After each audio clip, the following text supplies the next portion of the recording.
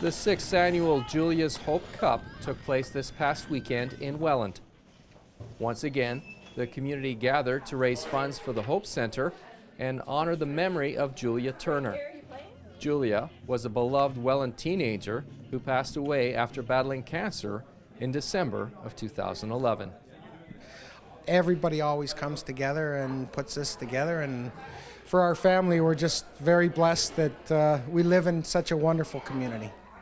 Paul, I'm not sure if I think of the math and when Julia passed, did the first tournament really just happen just a few months after her passing? Yes, that's correct. A couple of very good friends, Rick Sabuco, who I grew up with in high school, Jim LaRouche, another fella, we played on this pond together.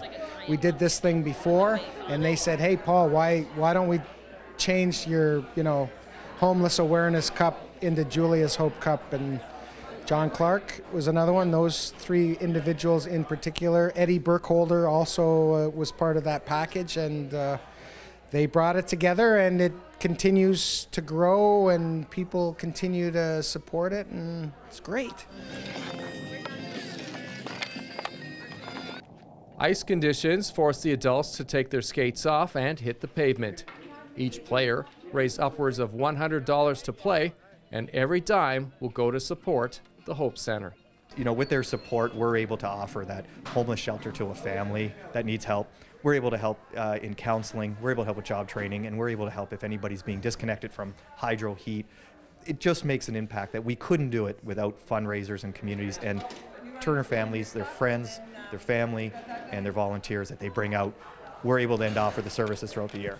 Before her passing, Julia volunteered at the Hope Center, and the Turner family continued to advocate and raise money for the center through the Hope Cup and a yearly hockey game held in December. Okay, thank you. She loved children. She was like Snow White, just to throw that out, because kids would flock to her because she was so genuine, and she just wanted to comfort and just deal with people who needed some attention and loving, and the Hope Center was a perfect fit too, right? There's a lot of people in our community that struggle, and she's been part of this beforehand. Before she died, she was part of this tournament.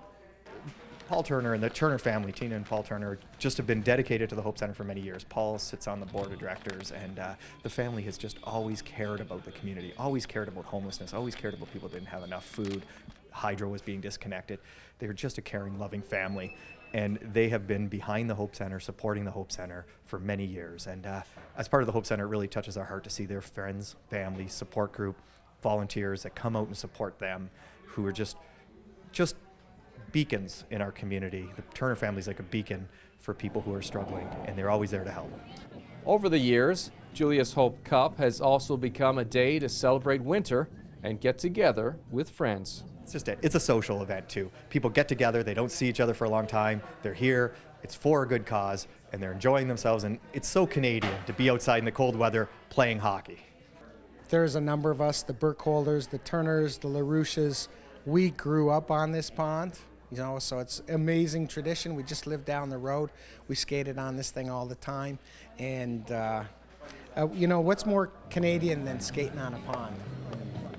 In Niagara, you're watching The Source.